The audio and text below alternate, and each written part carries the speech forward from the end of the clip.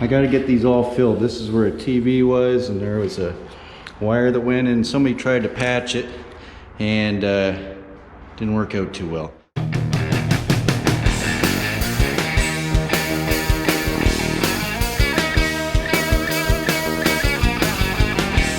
These guys aren't very smooth, so you want to kind of get them in a little bit. Otherwise, you got to build out over top of it.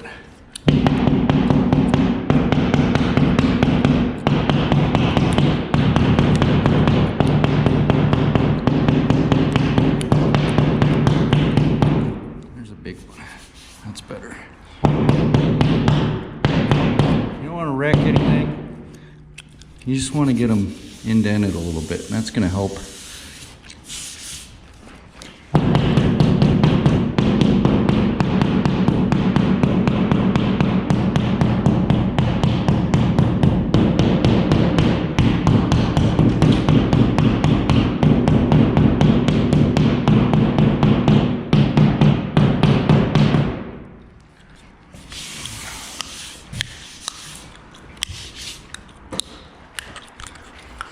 Okay, so these are just kind of borderline whether I need to tape them or not.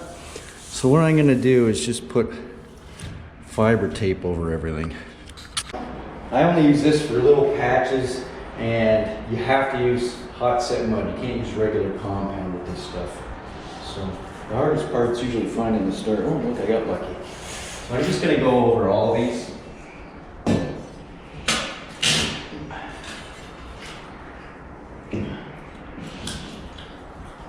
Stick.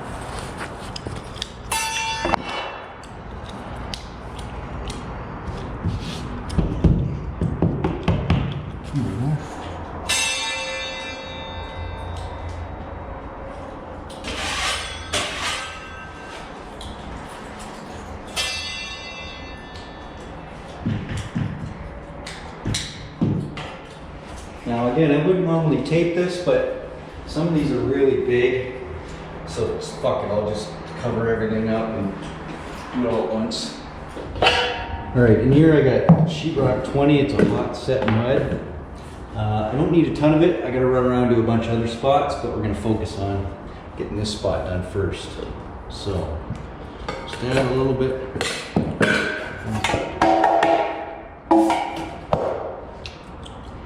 Put a little water in. Add some of the dust. Try not to make a mess.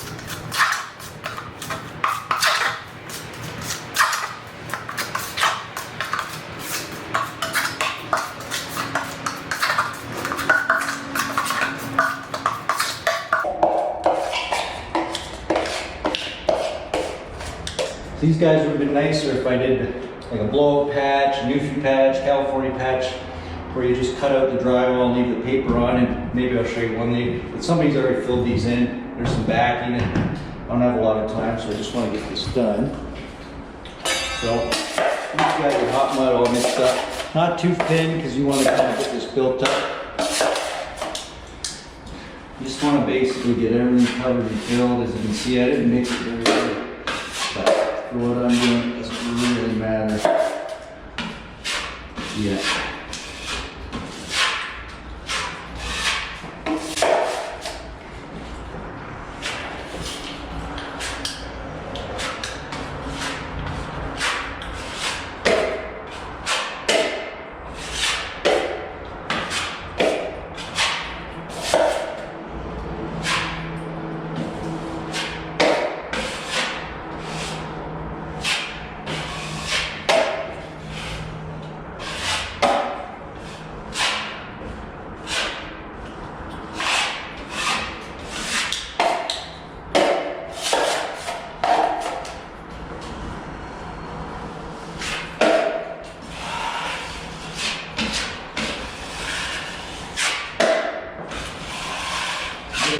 Smoothed out and then apply pressure on the one side and then the other side. And that's the other. You don't have to worry about getting everything perfect. Just don't want to build it up too much that you can't. You don't want to be standing.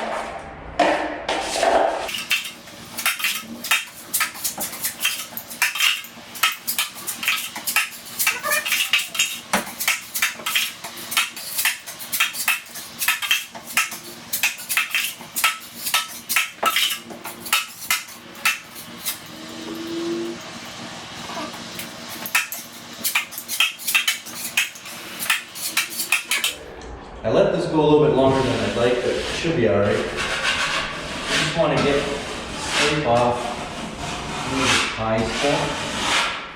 Try not to get it in my mud.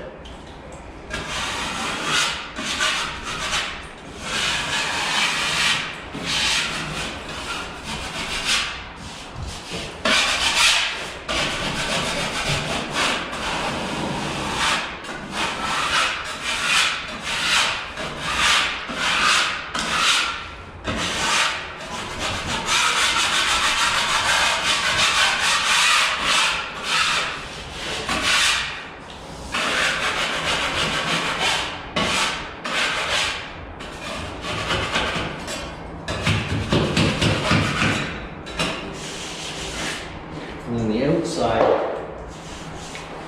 it's dry. I'm just gonna lightly sand just the outside.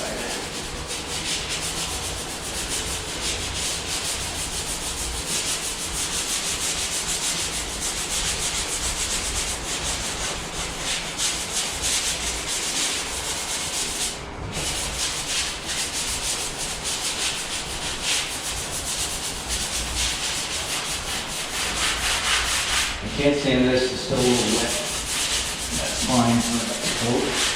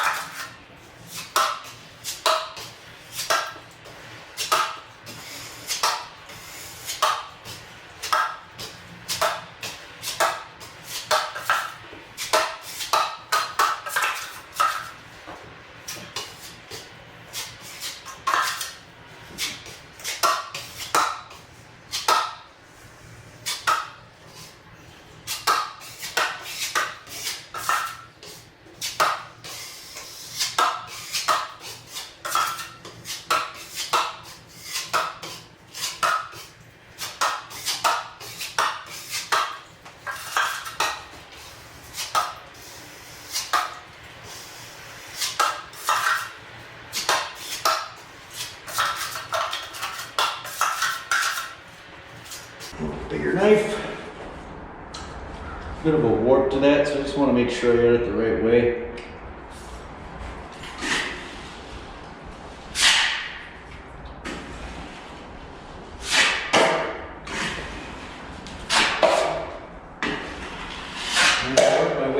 Applying pressure.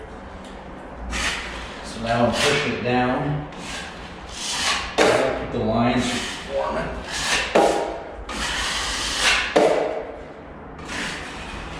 Pressure now is on the upside. And I'll just clear these. Pressure's on this side. Pressure on the other side.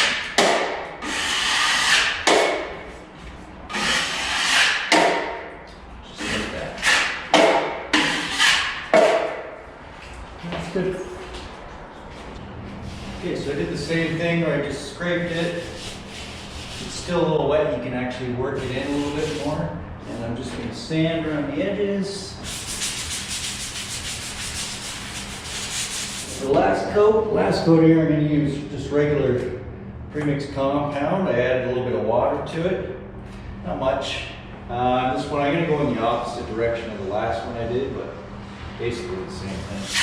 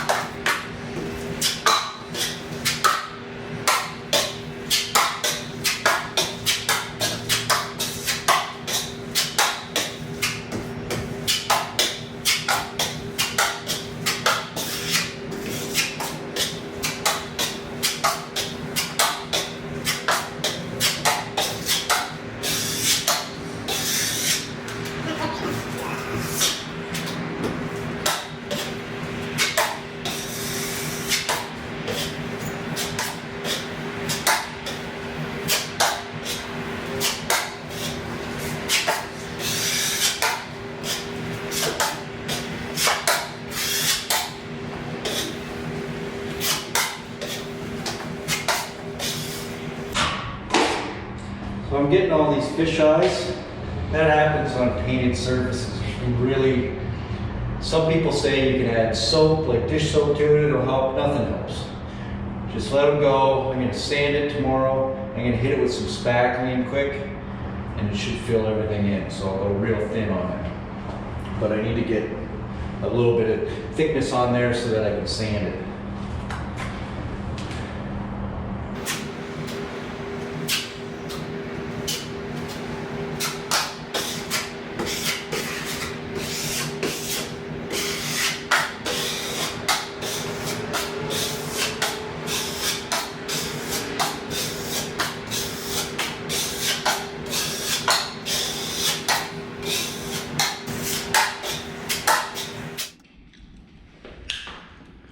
So here we are the next day.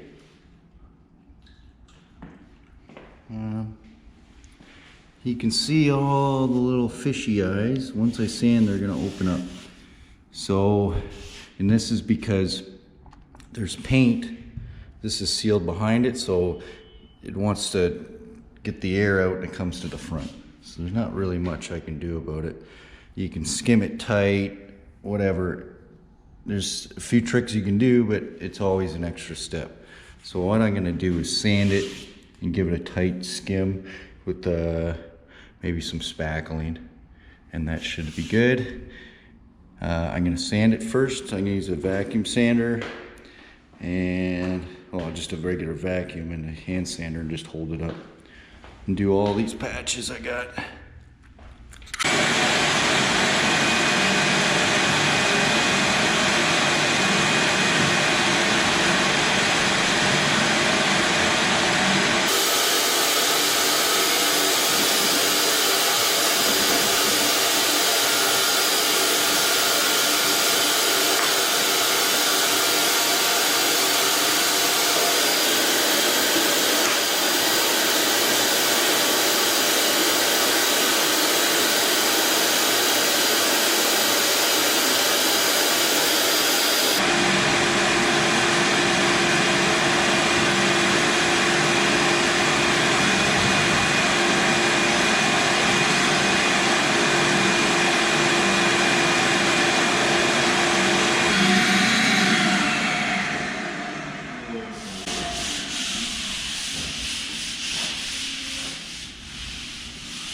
It's actually not as bad as I thought it was going to be.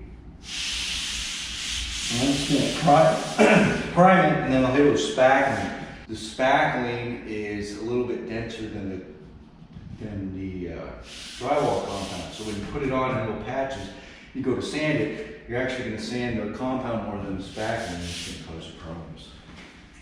This is the spackling I like to use, to paint the white. It turns white from pink when it's dry and works good. It doesn't shrink. It's better for the fish eyes. So, anyways, I have more sanding to do.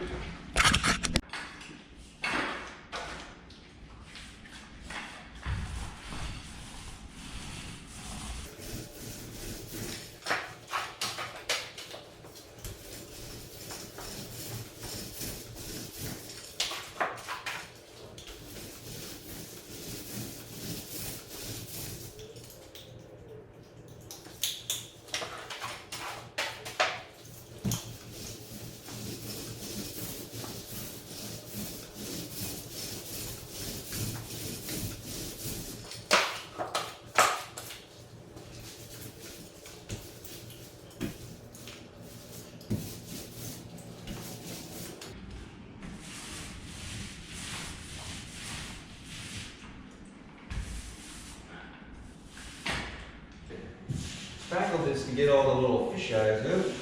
Dries pretty quick, except for the thick spots I have here. I'm just going to scrape them off.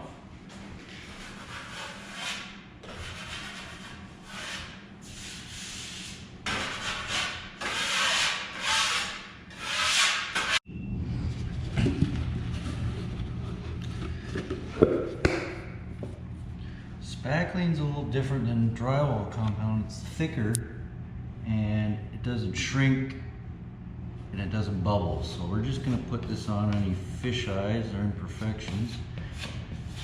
I usually do this after I prime, again, because if you put it on drywall compound, this is harder than the drywall compound, and when you sand, it's just going to sand the drywall compound and not this stuff. So I'm just going to kind of go over the whole thing here. Might be bigger. Where there's fish eyes.